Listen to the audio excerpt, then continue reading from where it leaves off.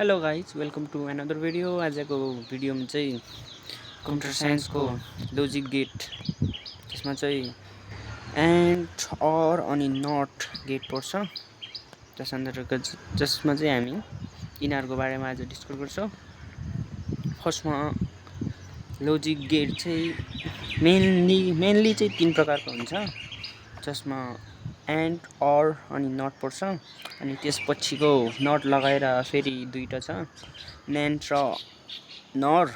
अनि यसमा चाहिँ फर्स्टमा चाहिँ न्यान्ड गेट भनेको चाहिँ यो चाहिँ इन्टु साइन डटवाला ए डट बी, जसको लोजिक सिम्बल चाहिँ यस्तो हुन्छ, F equal to A dot B. And सेकेन्डमा आयो अर गेट भनेको चाहिँ प्लस, अर भनेको plus, F equal to A plus B, जसको सिम्बल चाहिँ यस्तो हुन्छ है गाइज। एन्ड थर्डमा आयो नट गेट भनेको चाहिँ बार कम्प्लिमेन्ट, जसमा चाहिँ उल्टो हुन्छ।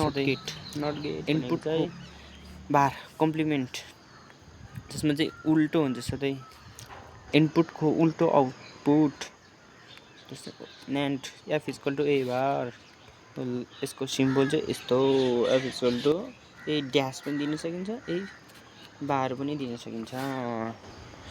सो भिडियो चाहिँ यति मन पऱ्यो भने लाइक कमेन्ट एन्ड अरू भिडियो चाहियो भने कमेन्ट गरिदिनु होला।